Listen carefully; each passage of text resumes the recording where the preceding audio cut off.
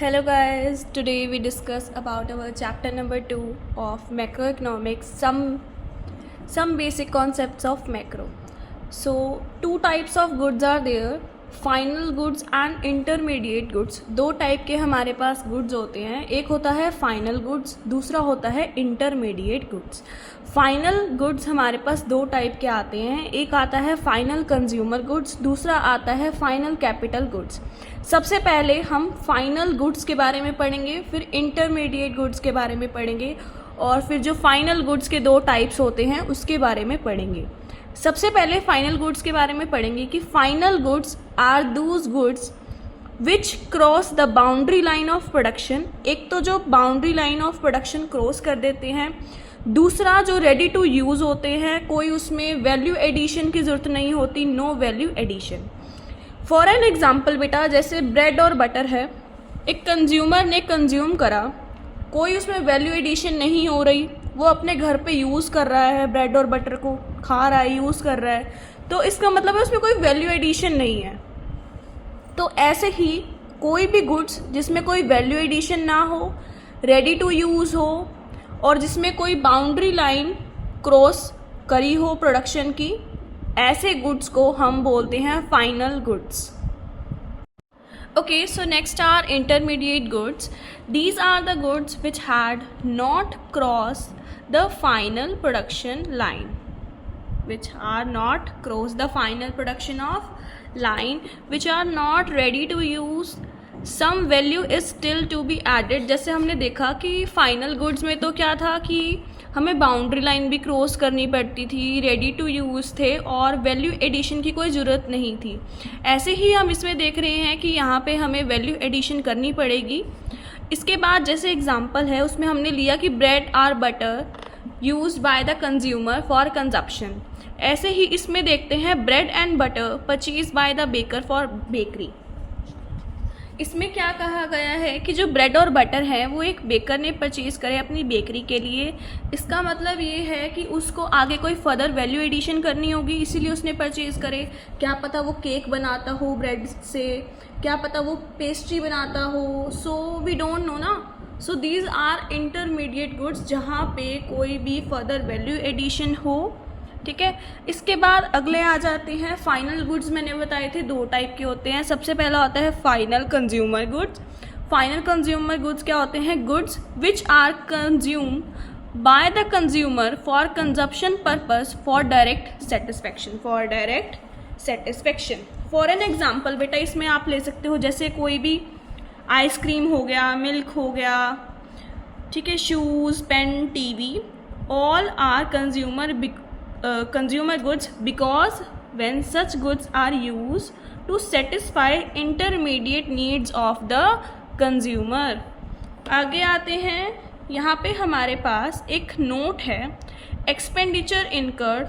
कोई भी जो फाइनल गुड्स पे हो रहा हो, ऑन फाइनल कंज्यूमर गुड्स पे हो रहा हो, उसको हम क्या बोलते हैं? Consumption expenditure. क्या बोलते हैं? Consumption expenditure.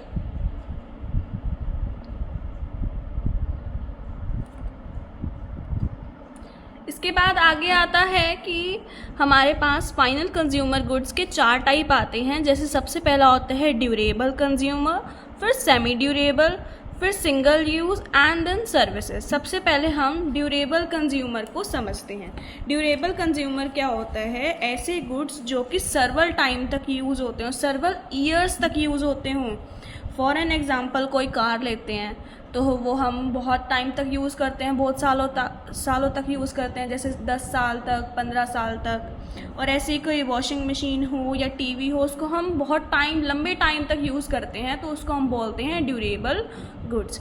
ऐसे ही अगर हम बात करें सेमी ड्यूरेबल गुड्स की, जो कि 1 साल या उससे थोड़े से ज़्यादा यूज़ करे जाते हों और जिनकी वैल्यू ज़्यादा हाई भी नहीं होती, जैसे कोई कपड़े लेते हैं, या फिर कोई क्रोकरी, या फिर कोई भी इलेक्ट्रिक गुड्स ले रहे हों हम, तो वो आते हैं हमारे पास सेमी ड्यूरेबल. ऐसे ही नॉन ड्यूरेबल क्या होते हैं? जो कि सिंगल टाइम यूज़ करते हैं. जैसे हम कोई ब्रेड लाए, बटर लाए, तो वो एक सिंगल टाइम यूज़ होती है और जिनकी वैल्यू भी कम होती है. जैसे कोई फ्रूट हो गया, वेजिटेबल हो गया, पेट्रोल हो गया, ये सब, ये हमारे क्या बताया मैंने, सिंगल यूज़। अब आते हैं सर्विसेज पे। सर्विसेज आर दूस non material goods which directly satisfy human wants. For example services of A doctor, कोई भी सर्विस हो, चाहे वो डॉक्टर की सर्विस हो, चाहे वो लॉयर की सर्विस हो। अब जैसे मैं आपको पढ़ा रही हूँ तो ऐसे ही कोई सर्विस हो, टीचिंग की सर्विस हो, ऐसे ही कोई भी सर्विस हो, उसको हम बोलते हैं सर्विसेज। तो ये हमारे गुड्स थे, ठीक है। इसके बाद हम अगले गुड्स पढ़ेंगे जो कि है हमारे पास कैपिटल गुड्स। तो अब हम चलते हैं फाइनल कैपिटल गुड्स पे, जो कि यूज़ किए जाते हैं प्रोड्यूसर के द्वारा for production, use by the producer for production. सर्वल years तक यूज़ होते हैं और इनकी जो वैल्यू है वो भी बहुत हाई होती है, ठीक है। इसमें एग्जांपल ले सकते हैं प्लांट एंड मशीनरी का। इसके बाद 3 नंबर के ये वाला और ये वाला, ये बहुत इम्पॉर्टेंट है, इस पर स्टार मार्क कर लो, ठीक है, ये बहुत इम्पॉर्टेंट है। 3 नंबर के ये आ जाते हैं पेपर में। सबसे पहले समझते हैं क्या है। The same goods may be final or may be intermediate goods. It is possible because the same good may be the final or intermediate goods. It only depend upon the end use of production. यहाँ पे सिर्फ and use पे depend करेगा कि वो final goods है या फिर इंटरमीडिएट गुड है, ठीक है। एग्जाम्पल ले लेते हैं कि एक paper purchase by a student is final good. एक पेपर परचेज करा स्टूडेंट ने, वो तो एक फाइनल गुड हम कहेंगे। बट अगर वो सेम पेपर एक पब्लिशर ने परचेज करा बुक्स बनाने के लिए, सो ये इंटरमीडिएट गुड्स आ जाएगा, क्योंकि इसमें फर्दर वैल्यू एडिशन हो रही है, रेडी टू यूज़ नहीं है, ठीक है। ऐसे ही अगला एक इम्पॉर्टेंट टॉपिक है, all machines are not capital goods. यहाँ पे जो मशीन्स की बात हो रही है वो यहाँ पे वॉशिंग मशीन की बात हो रही है, सिंपल मशीन की बात नहीं हो रही। एग्जाम्पल है, when a washing machine is purchase by a dry cleaner it is a capital goods, but when the washing machine is purchase by a household consumer it is a durable consumer goods. इसके बाद हमारे पास topic आता है investment का। Investment it is denoted by I. Change in capital is equal to investment. I से denote करते हैं किसको, इन्वेस्टमेंट को। Change in K is equal to I, bracket में कैपिटल फॉर्मेशन। हमारे पास इन्वेस्टमेंट टोटल 4 टाइप की होती है। सबसे पहले जो मेन टाइप होती हैं 2, वो होती हैं फिक्स्ड इन्वेस्टमेंट और इन्वेंट्री इन्वेस्टमेंट। ये है फिक्स्ड इन्वेस्टमेंट और ये है inventory investment. Fixed investment plus inventory investment is equal to gross investment. Gross investment minus depreciation is equal to net investment. फिर आता है फिक्स्ड इन्वेस्टमेंट क्या होती है, change in stock of fix asset. कोई भी चेंज हो रहा हो किसमें, फिक्स एसेट में, of the producer during the period of an accounting year. FI मैंने क्या बताया, किसको बोलते हैं, फिक्स्ड इन्वेस्टमेंट को। Stock of fixed asset at the end of the accounting year minus stock of fixed asset at beginning of accounting year is known as fixed investment. Next is inventory investment. It include stock of raw materials, unsold finish goods, semi finish goods.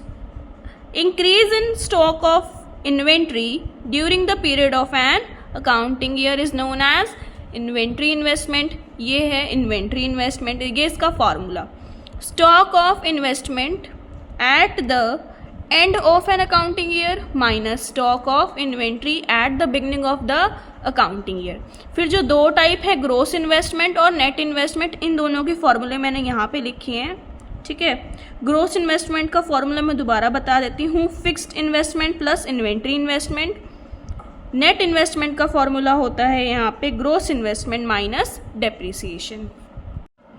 इसके बाद आता है depreciation का topic. Depreciation का मतलब होता है कोई भी loss in the value of fix asset due to normal wear and tear, accidental damage या फिर एक्सपेक्टेड ऑब्सोलेंस। इसके बाद आता है स्टॉक और फ्लो का डिफरेंस। स्टॉक क्या होता है? The variable which can be measure at a particular point of time.